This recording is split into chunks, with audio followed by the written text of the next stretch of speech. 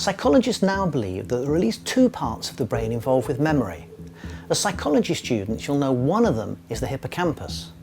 But while it's very good at acquiring memory, it's perhaps not so good at organising and consolidating them.